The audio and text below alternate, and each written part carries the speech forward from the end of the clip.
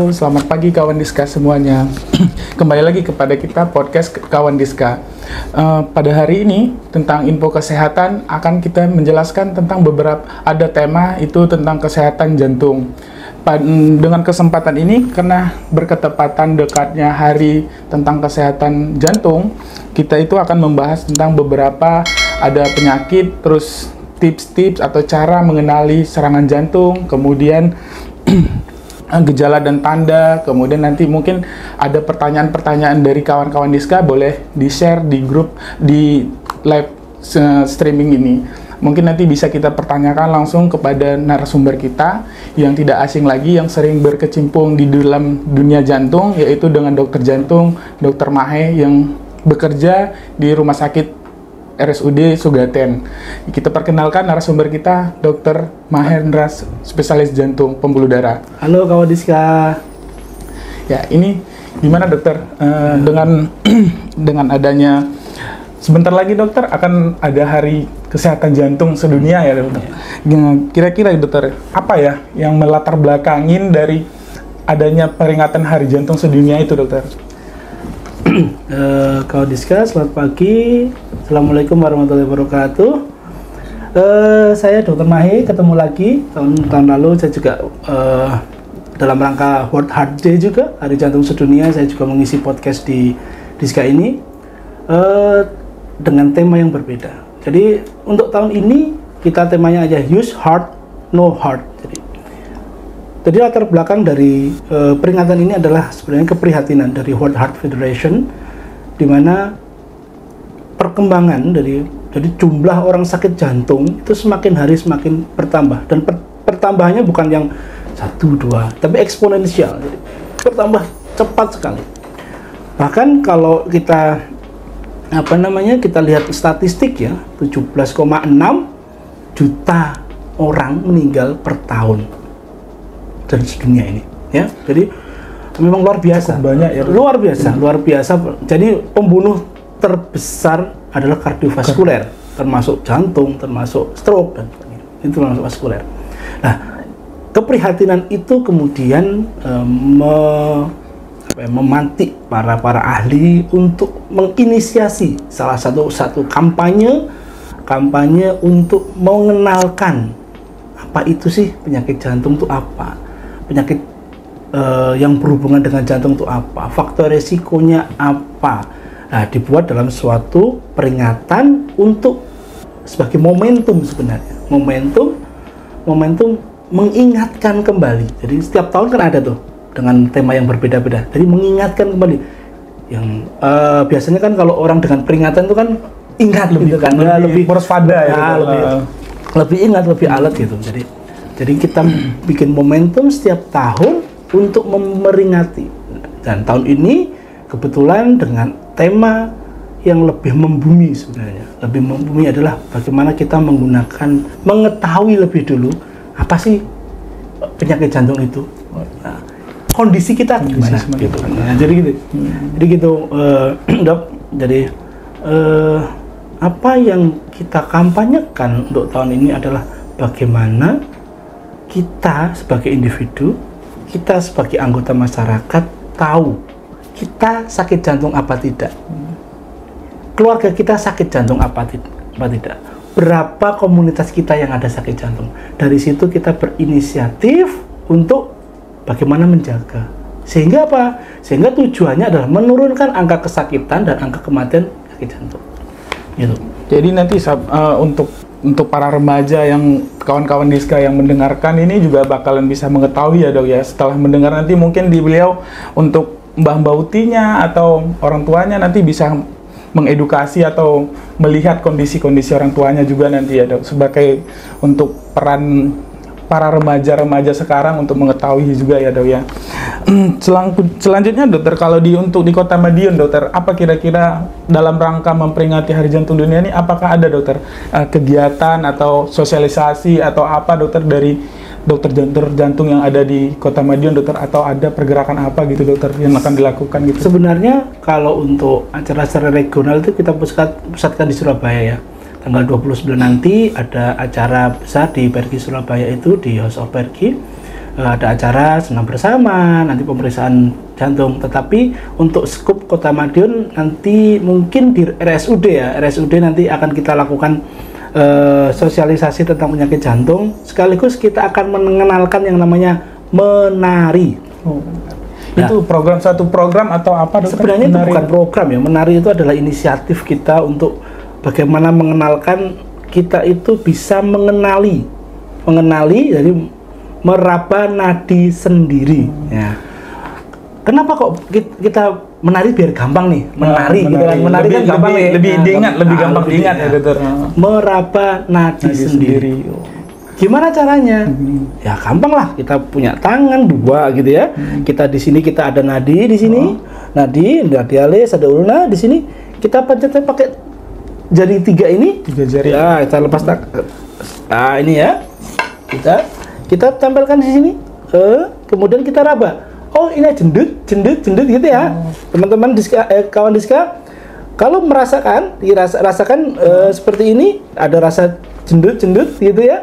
Nah, ini kita raba ini. Kemudian kita nyari jam nih yang ada detikannya tuh. 1 menit berapa kali nih? Hitung aja 1 menit sampai 1 menit aja. 1 menit, kemudian apa yang kita periksa? Nah, kita periksa ada apa tidak. Nah, jangan-jangan harus ada atau tidak dulu. Ada apa tidak? Jangan-jangan kita tidak bisa meraba gitu.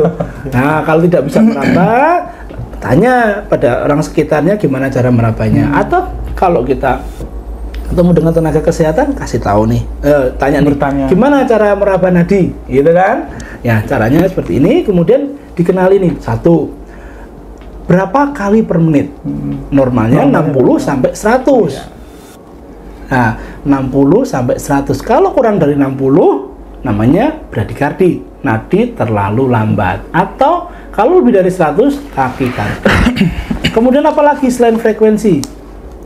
Jadi, kita raba, kita rasakan teratur apa tidak. Dari pertama itu ya, dok? Iya. Teratur. Jadi kalau kita gini.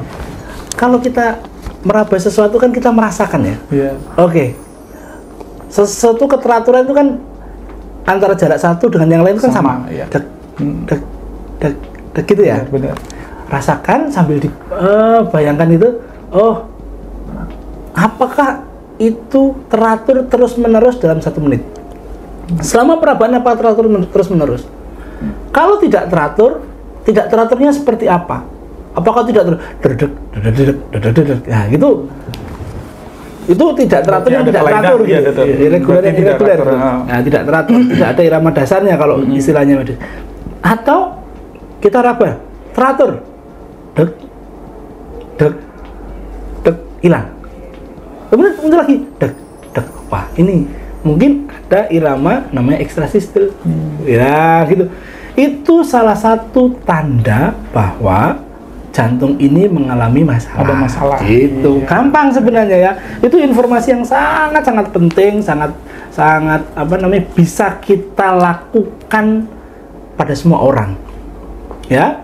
Mungkin kalau kawan Diska di sini nanti udah bisa nih. Oh, saya sudah bisa meraba, saya sudah bisa menilai detak jantung kita ya. Kita masing-masing bisa menilai, kemudian tularkan kepada yang lain, ya, terutama mungkin ya kepada orang tua yang tidak sempat untuk menyaksikan ini, yang terdekat dulu lah ya, di keluarga.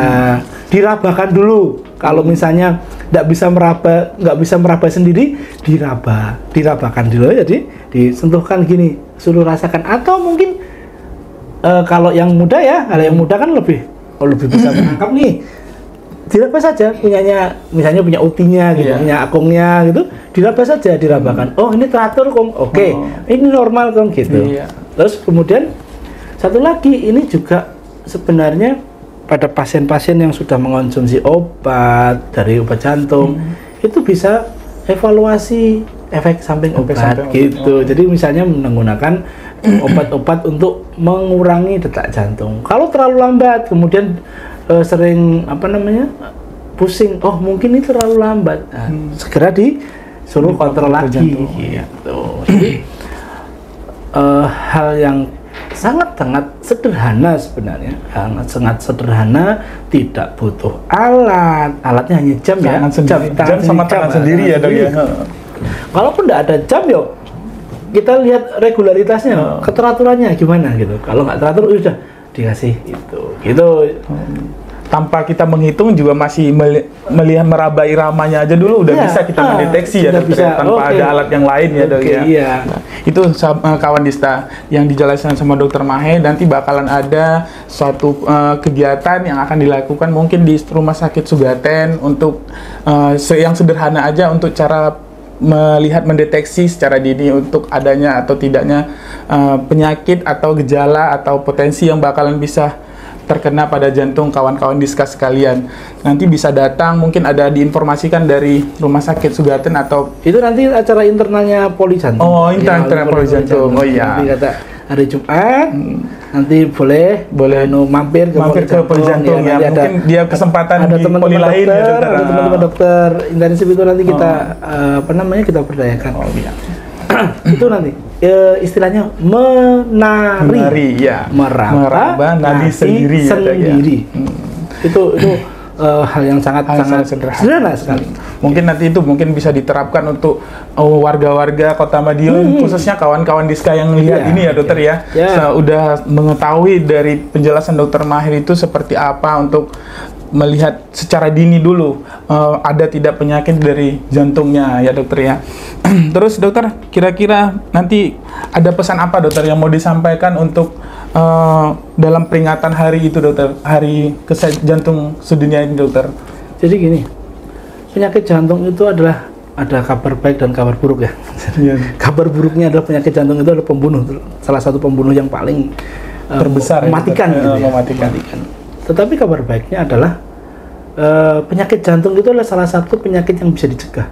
Bisa dicegah, betul. Ya, prevensi yang baik, pencegahan yang baik itu bisa mengurangi morbiditas dan mortalitas, angka kesakitan dan angka kematian pada penyakit jantung. Bagaimana mencegah? Pencegahan ada dua, namanya pencegahan primer dan pencegahan sekunder. Pencegahan primer itu kita lakukan untuk mencegah biar kita tidak terkena sakit jantung. Pencegahan sekunder, kalau kita sudah terkena sakit jantung, kemudian kita mencegah biar tidak tambah berat, biar tidak ada komplikasi yang lain yang lebih berat. Contoh ya, orang pernah kena serangan jantung koroner. Pencegahan sekunder untuk tidak kena lagi, atau pencegahan sekunder untuk tidak kena stroke, atau tidak kena penyakit gagal jantung. Nah, gitu. Itu bisa dilakukan. Satu. Kemudian pencegahan yang bisa kita lakukan adalah tingkat individu. Tingkat individu itu bisa melalui pola makan yang baik, gaya hidup yang baik, ya, tidak merokok, tidak minum alkohol, olahraga rutin, gitu ya, olahraga yang disarankan adalah olahraga kardio seperti halnya lari, jalan, renang, sepeda. Itu anjuran kami adalah 150 menit per minggu. Bisa dibagi 5 kali seminggu. Berapa dalam satu harinya, berapa menit dalam satu harinya ya, itu bisa dibagi. Dan untuk awal, kalau target kita belum sampai segitu, kita bisa mulai dengan hal yang ringan dulu, 5 menit dulu, nanti naik lagi gitu. Jadi tidak usah buru-buru bisa mencapai target.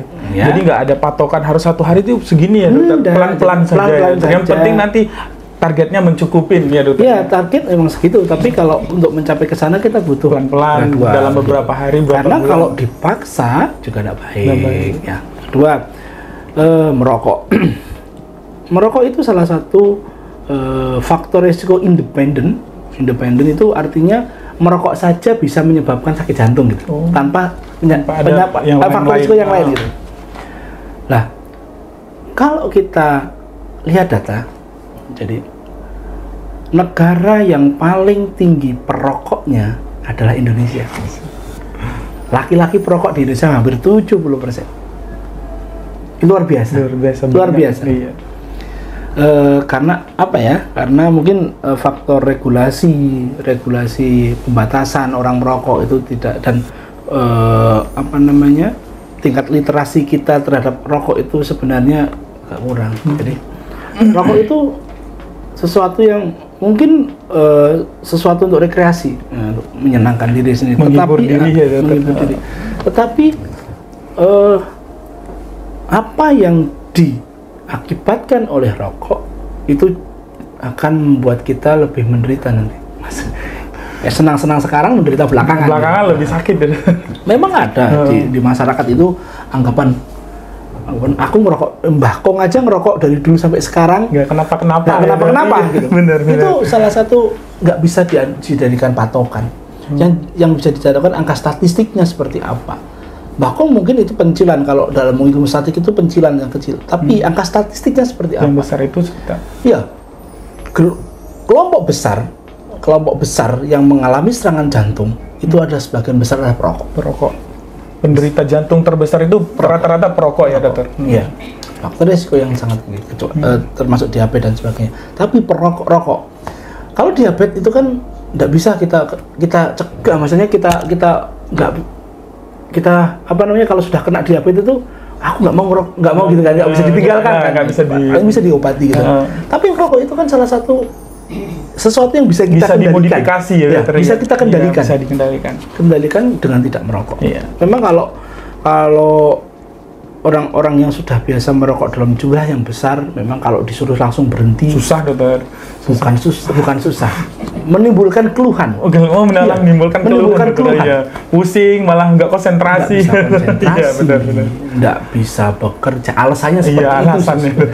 Sebenarnya kalau suruh berhenti, misalnya dia dirawat di rumah sakit 3 hari nggak merokok juga nggak apa-apa kok. Bisa aja, Dokter. Iya, banyak kan pasiennya. Banyak.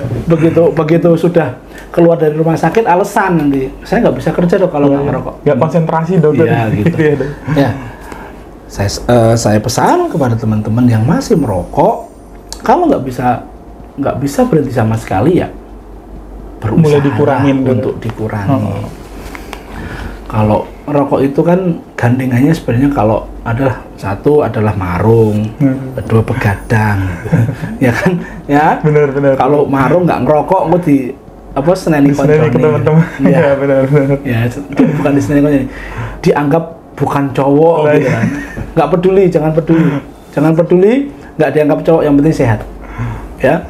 Terus gini, itu kan tingkat individu ya. Iya. Tingkat kelompok masyarakat.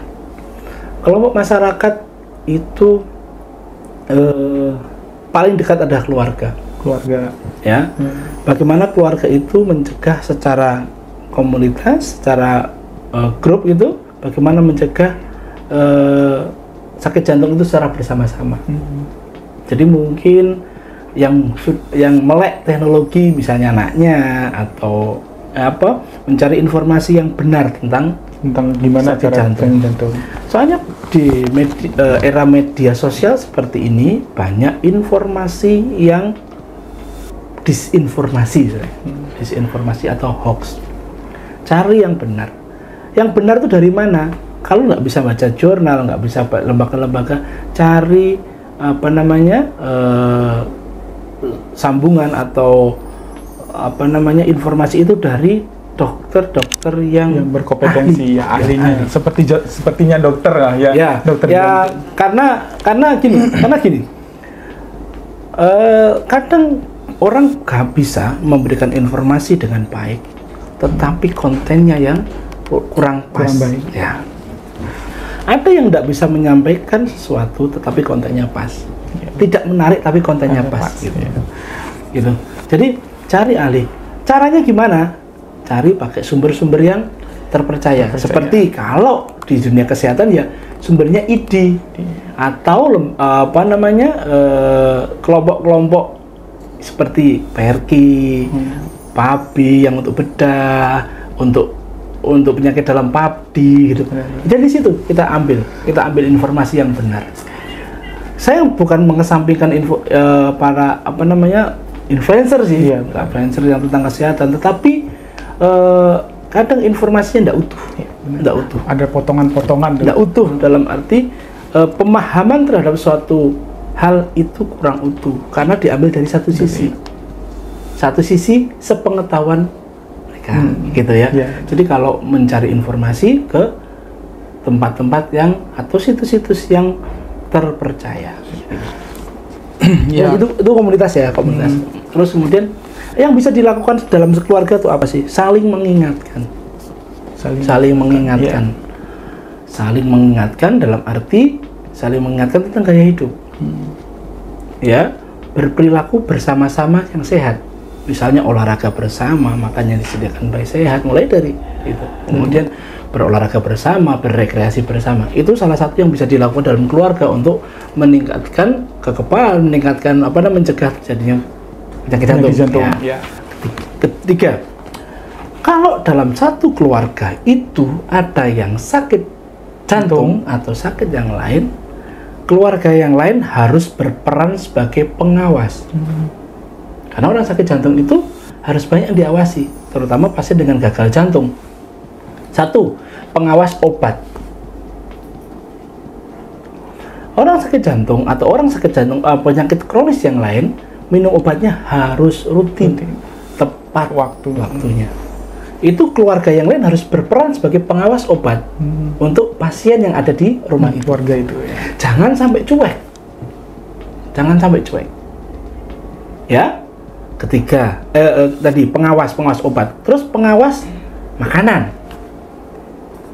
Makanan apa sih yang boleh ya, yang sebaiknya dikonsumsi sama orang yang udah terkena jantung. Ya. Makanan yang seperti apa? Makanan yang seimbang, lengkap dan sebagainya. Jangan sampai monoton gitu. Terus jangan sampai kita menerima informasi yang nggak benar lagi. Sekali lagi, pasien jantung nggak oleh makan opo-opo. Waduh, ini bisa lemas dong, Dok. Bukan, jadi gini. Mungkin podcast berikutnya sama ahli gizi ya. Ahli gizi itu gini. Jadi dalam menentukan menu makanan itu apa yang harus kita perhatikan pertama kali adalah kecukupan dari nilai gizinya. Ada karbohidrat, protein, lemak, kemudian ada bahan-bahan yang lain, vitamin, mineral dan sebagainya. Itu harus dipenuhi dulu. Banyak yang beredar di masyarakat kalau sakit jantung tuh nggak boleh makan ini, dan rata-rata itu adalah sumber protein yang baik. Nggak boleh makan telur lah, nggak boleh makan inilah, nggak boleh makan itulah. Jadi itu informasi yang disinformasi, itu informasi yang salah. Ya, jadi kebutuhan kita tentang makan itu adalah karbohidrat pasti dengan bukan cuma nasi. Iya, kalau di rata-rata kan nasi, Dokter. Kalau di Indonesia, Dokter. Mungkin itu paradigma yang harus stigma yang harus dirubah bahwa sumber karbohidrat itu hanya nasi. Bukan nasi, ya. Jangan salah. Nanti habis makan nasi makan telur. Makan nasi makan telur. Karena apa? Karena paradigma karbohidrat itu hanya nasi. Padahal ada yang lain, Dokter. Padahal telur itu juga. Iya, Dokter. Pada singkong itu juga karbohidrat. Habis makan roti makan nasi. Sama-sama karbo. Sama-sama karbonya gitu. Kalau sudah makan nasi, ya nanti mungkin makan berikutnya makan roti, makan singkong dan sebagainya. Nah, dari nasi itu ada lauk. Lauk itu kan sumber protein, boleh lauk nabati, boleh ini hewani. Kacang-kacangan, oke lah, tapi jumlahnya jangan yang berlebihan gitu. Daging boleh, tapi dalam jumlah yang berlebihan. Kadang kita apa yang dijadikan patokan itu kan sebenarnya takaran orang luar negeri. Nggak boleh makan daging.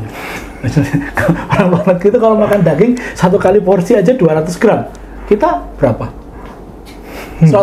Satu slice steak katakanlah, satu slice 200 gram sampai 250, 150 sampai 250. Itu kalau kita makan mungkin dipotong 5 apa 6 gitu kita makan gitu kan. Itu sebenarnya kecukupan dari situ gitu loh. Jangan sampai sama sekali nggak boleh gitu. Kadang stigma di masyarakat seperti itu. Telur kan. Nggak boleh makan telur karena nanti akan memicu sakit jantung. Salah. Telur itu sumber protein yang baik. Boleh. Ya, sumber protein yang baik. Apalagi pada orang-orang tua. Orang-orang tua sudah metabolismenya tidak bagus, sumber gizinya tidak baik. Padahal dia butuh itu untuk menggantikan sel-sel yang rusak, untuk sarana transport obat. Ya banyak di masyarakat kita akhirnya jatuhnya bukan dalam kondisi sakit jantung yang semakin progresif, tetapi sakit jantung yang ditambah dengan penyakit yang lain karena kurang gizi. Ya, jadi pengaturan pola hidup itu bukan hanya yang disirik itu apa gitu. Saya itu kadang, dok yang disirik apa? Sirik itu dosa. Ya, yang disirik enggak. Jadi yang penting jumlah cukup, jenis cukup. Ya, kalau misalnya kita makan yang mengandung lemak dan sebagainya, kita imbangi dengan sayur. Tidak hanya sayur. Kalau nggak mau makan sayur bisa diganti dengan buah. Sayur adalah sayur, bukan kuah. Jangan kuahnya saja, harus ada sayurnya. Sayur, bukan kuah. Bukan kuah sayur ya, dokter. Bukan kuah sayur. Ya, benar.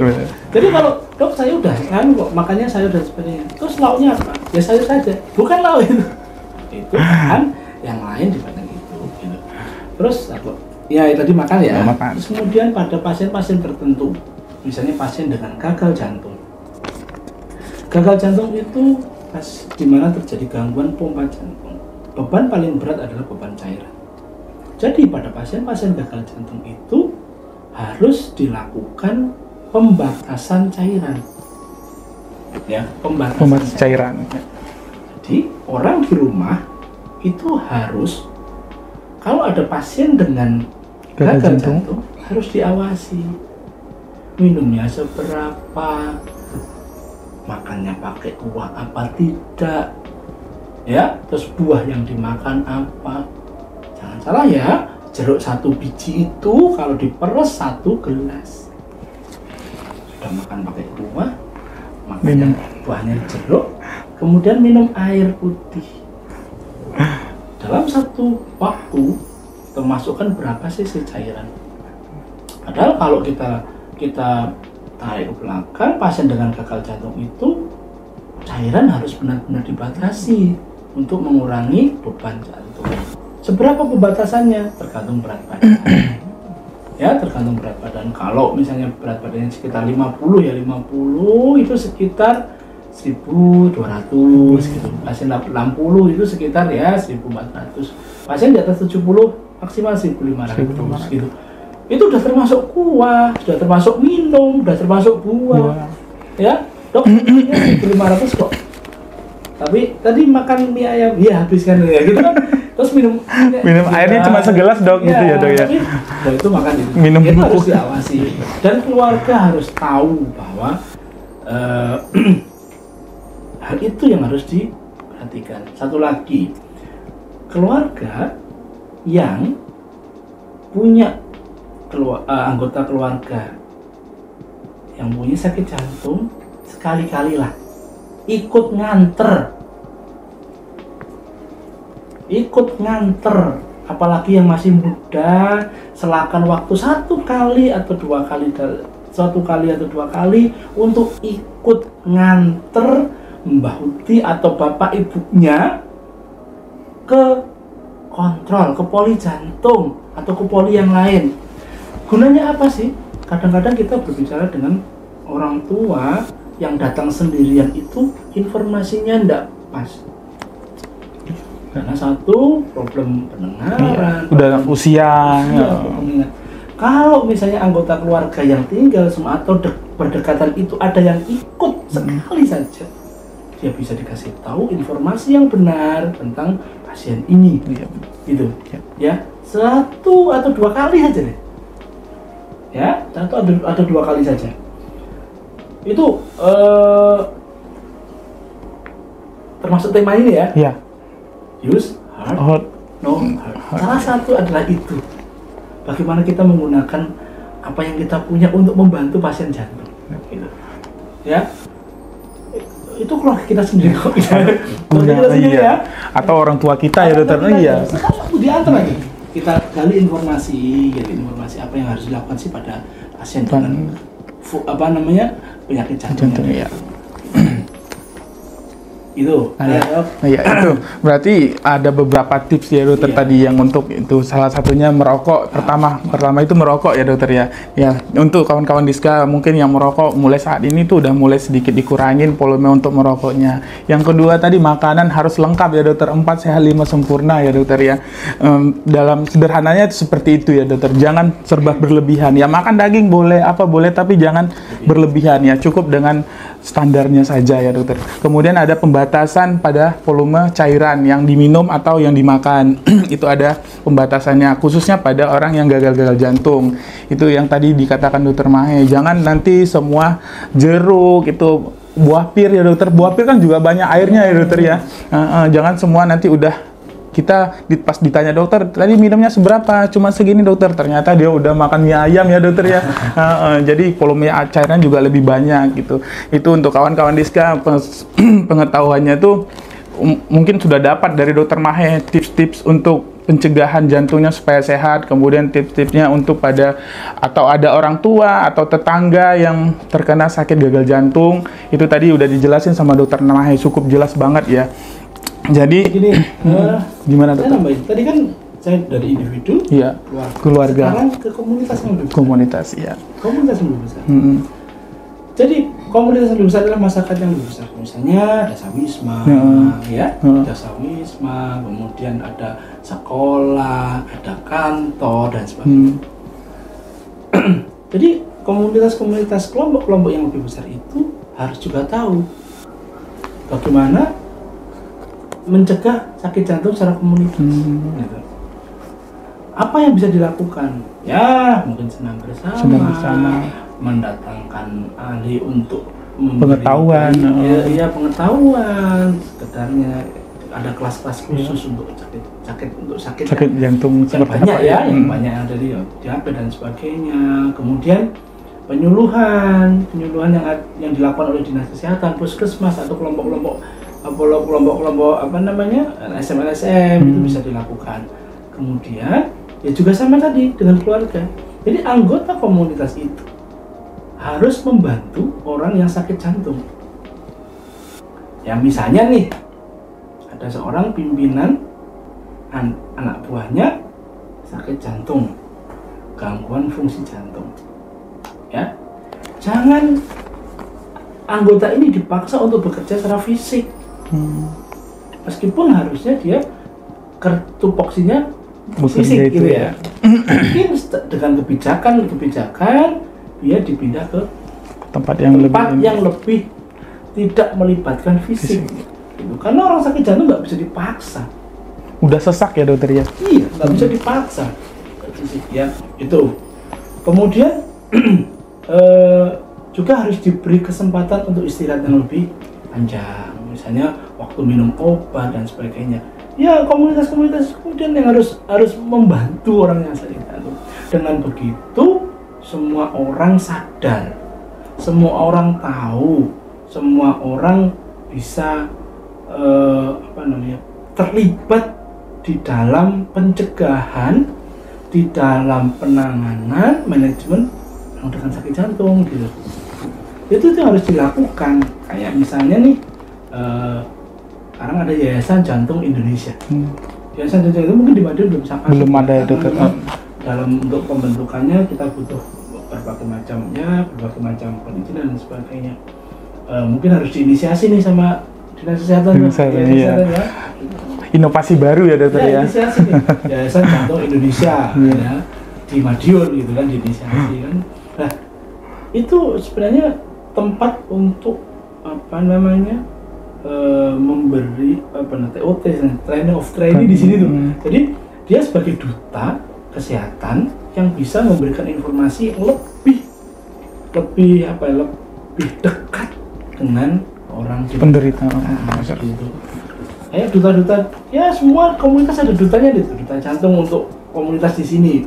Bahkan di tingkat sekolah pun harus dikenalkan nih. Saya beberapa pasien itu adalah anak sekolah dengan penyakit jantung bawaan, penyakit jantung akibat infeksi. Nah, di komunitas sekolah itu juga harus tahu, ini loh orang anak ini sakit jantung, ya harus dilindungi. Dalam arti apa? Dilindungi, jangan disamakan dengan orang yang anak biasa, yang lain sehat gitu. Misalnya disuruh pramuka dengan dengan intensitas yang sama dengan yang sehat ya dokter. Iya. Dengan intensitas yang sama, diberi izin untuk kontrol, jangan dipersulit untuk kontrol. Itu yang bisa dilakukan komunitas gitu. Orang kerja juga gitu. Banyak pasien-pasien saya itu orang kerja, dia kontrolnya kadang nggak teratur. Kenapa nggak dapat izin? Nggak dapat izin dari pimpinannya. Hanya sekedar untuk ngambil obat, ya, untuk obat rutin itu. Akhirnya apa? Praktekan. Dan itu biayanya tinggi. Padahal sekarang bisa dijamin BPJS gitu. Iya. Kasihan kan? Kasihan. Ya. Itu yang harus dilakukan untuk komunitas yang lebih besar. Kemudian saran juga kepada, nah ini masyarakat nih, ke pimpinan daerah. Nah, atau yang memegang kendali kesehatan. Itu juga harus mempunyai program untuk, kalau di ini kan ada PTM loh, PTM tidak menular. Ya, benar. Itu programnya sangat bagus dan itu sudah melekat di dinas kesehatan, di poskes dan sebagainya. Itu bisa mengurangi angka keparahan, angka kesakitan, tetapi harus di-upgrade. Upgrade dalam arti apa? Tenaga-tenaga yang ikut dalam PTM itu harus di-upgrade terus menerus. Diikutin pelatihan terus ya dokter? Iya, di-upgrade. Jangan sampai informasi 5 tahun yang lalu dipakai untuk mengasih edukasi. Itu harus update terus. Karena apa? Updating itu enggak. Sekarang informasi itu sangat cepat. Ya, sangat cepat. Jadi ya mungkin sudah sering dilakukan, dan saya percaya bahwa teman-teman yang ada di dinas kesehatan ini untuk program-program seperti update-nya luar biasa. Tetapi ya itu, sekali lagi, tenaga-tenaga yang terlibat itu harus update. Jangan sampai ada pernyataan seperti ini nih, yang sering saya dengar. Bu, Pak, tensinya sudah bagus, jadi tidak usah berobat lagi. Luar biasa efeknya itu. Luar biasa. Benar. Karena yang bilang ada tenaga kesehatan ya, yang dianggap masyarakat itu udah tahu ya dokter ya, malah dia ngasih tahu yang salah ya dokter ya. Sudah tensinya sudah bagus, tidak perlu berobat lagi. Itu suatu hal yang sangat berbahaya, ya, sangat berbahaya. Bukan hanya dalam individu ya, tapi di masyarakat. Luar biasa itu efeknya. Tapi ya itu dokter, dari yang seperti dokter bilang, kalau di dinas kesehatan sekarang alhamdulillah dokter udah banyak program-program itu yang seperti PTM, ada pandu PTM sekarang dokter, pemeriksaan kolesterol, kemudian kita lakukan pemeriksaan EKG itu udah dilakukan dokter. Itu untuk screening jantung dokter ya, udah banyak kita lakukan dari dinas kesehatan tuh, digalakkan di puskesmas sudah berjalan ya dokter, udah hampir ratusan pasien yang udah kita lakukan screening dokter ya. Kan gini dokter, biasanya saya juga berpraktek ya dokter, tapi cuma sebatas dokter umum dokter. Mungkin nanti kawan-kawan Diska juga pasti penasaran dokter, atau pengen tahu dokter, apa sih bedanya sakit jantung yang serangan yang nyeri dada itu dokter, gimana sih cara membedakannya dokter, itu benar jantung atau ada yang lain gitu dokter. Kadang kan di saya tuh dokter, di praktek banyak yang nanya gitu dokter, dok saya ini jantung saya sakit ya dok, gimana ya dok, dada saya sering sakit gitu dok. Mungkin dari dokter Mahe ada penjelasan untuk kawan-kawan Diska gitu dokter, supaya kawan-kawan Diska lebih mengetahui dokter, oh ini jantung saya bermasalah, harus ke dokter jantung, harus diperiksakan, atau oh coba saya iniin dulu gitu dokter, atau ada pencegahannya gimana gitu dokter. Jadi gini, yang paling banyak membingungkan di masyarakat adalah nyeri dada. Kalau sesak nafas biasanya sudah advance ya, penyakitnya sudah advance. Kalau nyeri dada itu banyak sekali penyebabnya. Nyeri dada kiri itu jadi nyeri dada kiri fokusnya nyeri dada kiri. Ini biasanya bukan karena jantung.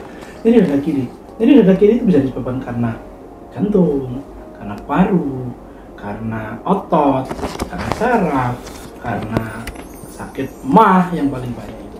Nah, kembali ke faktor itu. Misalnya seorang anak perempuan muda, kemudian datang nyeri dada yang kiri gitu. Kita jangan berpikir itu jantung dulu gitu. Jangan langsung, oh ini sakit jantung ya dokter ya. Dulu, kita pikir yang lain, setelah yang lain kita lakukan evaluasi, nggak ketemu, oke kita lakukan pemeriksaan lebih lanjut, gitu kan? Benar. Dan berpikir, tapi kalau orang itu datang laki-laki 35 tahun nyerinya khas orang kayak seperti ditindih di tengah-tengah kemudian menjalar ke kiri dia perokok, mungkin kita harus waspada itu sakit jantung. Ya, apalagi nyerinya lebih dari 20 menit, ya hilang-hilang. Durasinya lama ya dokter ya. Durasinya lama. Crescendo itu tambah nyeri gitu. Nah, itu mungkin kita berpikir itu sakit jantung. Tapi kalau dia sakitnya itu 5 menit, iya, makanya hilang timbul gitu dokter. Jadi orang sakit, kenapa kok nyeri? Pada orang sakit jantung, kenapa kok nyeri? Nyeri itu adalah akibat dari iskemia. Iskemia itu adalah aliran darah ke otot jantung berkurang karena ada sumbatan maupun ada penyempitan. Sumbatan dan penyempitan beda ya. Iya. Sumbatan itu ada sesuatu yang nyumbat ini, ada plak gitu ya. Kalau penyempitan itu pembuluh darahnya mengecil. Penyempitan yang harus dibedakan ya. Kalau misalnya aliran darah ke otot jantung itu kurang, artinya ada penyempitan atau penyumbatan, akan timbul yang namanya defisit oksigen. Nah, defisit oksigen itulah yang memicu terjadinya iskemi. Iskemi memicu terjadinya nyeri. Ya. Itu paling gampangnya adalah kalau kita menganalogikan dengan aja sini jari ini tali aja pakai karet. Lama-lama nyeri tuh, karena nyerinya nyeri iskemi, aliran darah ke sini tidak ada, akhirnya nyeri tuh. Ya, sama dengan di jantung. Nah, karena alirannya terhambat atau kurang dan kebutuhannya meningkat, ya, kebutuhannya meningkat, itu bisa terjadi defisit yang lebih banyak. Kalau dibuat aktivitas mesti tambah nyeri. Karena apa? Defisitnya tambah lebar karena demandnya makin meningkat. Ya kan? Jadi ciri-cirinya adalah nyeri dada di retrosternal belakang dada ini, kemudian menjalar, ya. Kemudian kalau dibuat aktivitas tambah nyeri, ya, dibuat aktivitas tambah nyeri, dibuat istirahat jadi berkurang. Itu salah satu yang bisa membedakan antara nyeri dan karena jantung. Oh iya, itu paling gampang. Kalau misalnya ya kembali nanti kita lihat individunya, faktor risikonya apa? Orang diabetes nyeri dada, waduh, gitu. Kemungkinan itu jantung, besar. Meskipun penyakit yang lain banyak, gitu. Harus dievaluasi yang seperti itu. Bisa dari paru-paru juga, iya, bisa. Kritis ya. Ini ciri khasnya sama. Hampir sama. Tapi ya itu kalau pada jantung lebih khasnya itu pada saat aktivitas makin nyeri, gitu ya dokter. Mungkin itu. Jadi mungkin ada lagi yang bertanya, mungkin dokter, dari kakinya bengkak habis mengkonsumsi obat gitu dokter. Mungkin itu salah satu efek samping ya dokter ya. Gini, bengkak itu macam-macam penyebabnya. Bengkak itu macam-macam. Tapi saya tuh dokter kalau di puskesmas atau dipraktekan gitu dokter, itu kakinya di kaki dokter, kadang sebelah, kadang dua belah. Terus saya gali lagi informasi itu dokter, bapak sering konsumsi apa gitu, obat dokter, obat ini penurun darah tinggi gitu dokter. Mungkin bisa dokter jelaskan gitu dokter untuk cara pencegahan atau penggunaan obat yang baik gitu supaya efek sampingnya nggak ada, atau memang itu dari obat memang itu efek sampingnya gitu dokter. Jadi gini, itu memang bengkak di kaki itu banyak sekali penyebabnya. Ya, dari jantung, kurang protein, atau efek samping dari obat. Ya, kalau kita fokus efek samping dari obat, obat-obatan seperti yang obat, istilahnya obat sejuta umat lah katanya, ya. Yang ada di puskesmas lah ya dokter, yang sering dikasih sama puskesmas. Dan itu kalau dipakai single dose lagi, dewean istilahnya, itu namanya amlodipin. Itu memang salah satu efek sampingnya adalah edem di bengkak.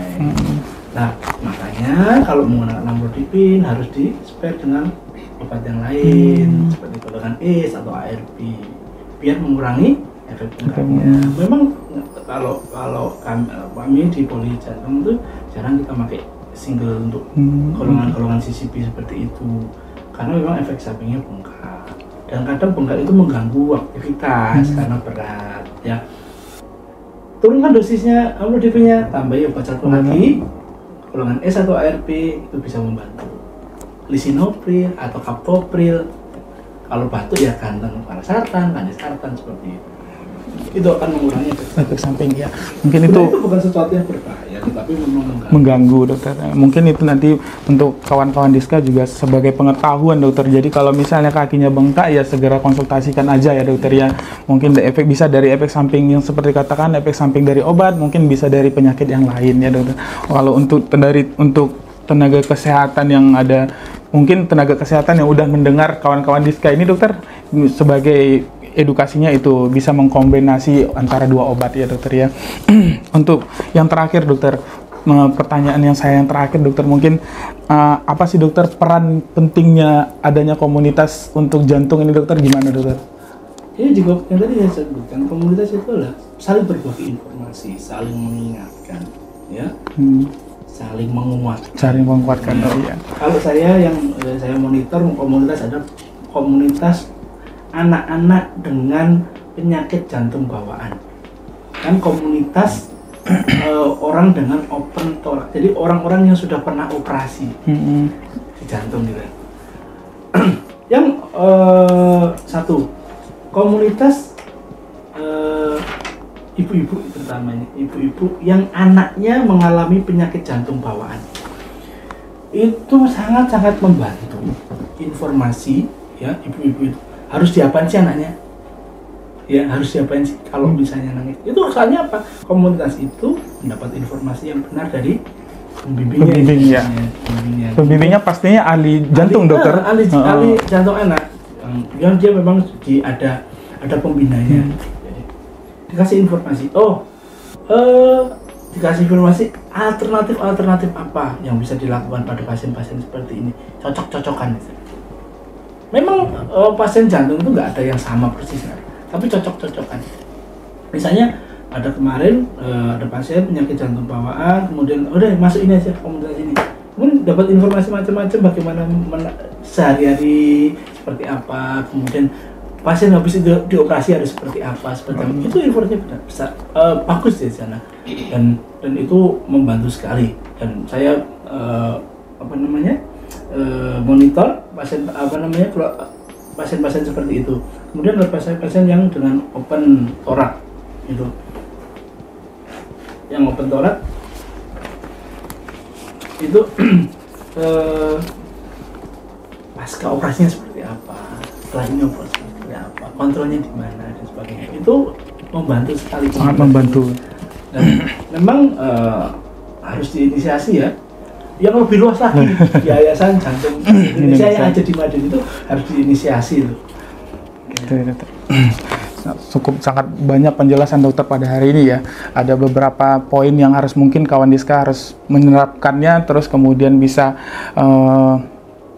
mengaplikasikannya. Salah satunya yang bisa diaplikasikannya untuk teman-teman Diska tadi yang seperti dokter jantung yang terpopuler di Kota Madiun itu, salah satunya dengan menari ya dokter ya, dengan meraba nadi sendiri ya dokter ya. Itu sangat peran penting untuk mendeteksi penyakit jantung pada diri kita sendiri dulu, kemudian pada keluarga, kemudian baru kepada tetangga ya. Kemudian ada beberapa juga hal-hal yang untuk makanan, seperti makanan, kemudian perokok, mulai kawan-kawan Diska mulai mengurangi konsumsi menggunakan rokok, kemudian makanan harus sehat sempurna, jangan sementang udah sakit jantung terus semuanya nggak boleh ya dokter, nanti malah makin riwah ya dokter. Ya. Terus satu lagi yang mungkin sekarang saya lupa, jadi tidak cuma merokok ya? Tidak cuma merokok, nge-vape. Oh iya, sekarang ada tren baru nge-vape ya dokternya. Lah iya. Nah itu teman-teman Diska, bukan hanya merokok ternyata nge-vape juga bisa salah satu penyebab terbesar pada orang ini penyakit jantung. Kemudian itu ada keluarga tadi yang seperti Dr. Mahe bilang, kita harus mengawasi, membatasi juga volume cairan yang bakalan diminum, karena kalau dia orang yang terkena gagal jantung bakalan bisa mengalami sesak ya dokter, kalau volume cairan yang bakalan bisa menimbulkan gejala gitu. Kemudian tadi itu ya dokter Mahe bilang sebaiknya itu akan melakukan inisiasi untuk jantung dalam singkup yang lebih luas dokter ya, agar penderita sakit jantung di Kota Madiun itu lebih terorganisir ya dokter ya, biar pengobatan lebih bagus ya. Sebenarnya kalau komunitas ya jantung Indonesia itu bukan untuk penyakit-penyakit, tapi orang-orang yang aware, care, yang peduli dokter, dan pencegahan. Dan biasanya anggota-anggotanya bukan orang sakit jantung, tetapi justru orang yang sehat yang peduli dengan orang sakit jantung, peduli dengan jantungnya juga mau seperti apa ya dokter ya. Apalagi dengan kawan-kawan Diska kan yang pastinya yang mendengar kawan-kawan Diska kan dokter golongan milenial nih dokter ya. Pastinya nanti kan untuk dalam jangka waktu lama, apalagi kawan-kawan Diska yang merokok, yang nge-vape itu kan mulai mengetahui ya gimana untuk kebaikan untuk jantungnya untuk di hari tua, mempersiapkan untuk di hari tua ya dokter. Mungkin penyesalan datang di akhir. Lah iya, penyesalan pendaftaran benar-benar. Nah itu. Jadi itu pesan-pesan dari dokter Mahe yaitu tadi untuk kesehatan jantungnya kemudian hari ya. Terus kalau untuk sahabat Diska mungkin ada yang ingin ditanyakan dari dokter Mahenya? Tidak ada ya. Sementara tidak ada. Ya cukup itu sekian dari dokter Mahe. Mungkin terima kasih banyak dokter atas penjelasannya, pengetahuannya yang didengarkan oleh kawan-kawan Diska mungkin bermanfaat untuk dirinya sendiri pertama dokter, kemudian kepada keluarga, kemudian kepada tetangga, dan mungkin nanti 5 tahun atau 10 tahun yang akan datang bakalan ada kumpulan-kumpulan yang peduli dengan jantung dokter, bakal buat pergerakan yang sering diundang dokter Mahe sebagai narasumbernya ya, ngasih pengetahuan itunya ya. Mungkin itu saja kita mendapat informasi dari dokter yang spesialis jantung yang ada di Kota Madiun, itu dokter Mahe yang bertugas di Rumah Sakit Sugaten. Lebih dan kurang mungkin kami mohon maaf, mungkin ada salah kata atau ucapan yang keliru dalam perkataan kami mohon maaf. Sekian dari kami ucapkan wassalamualaikum warahmatullahi wabarakatuh. Waalaikumsalam.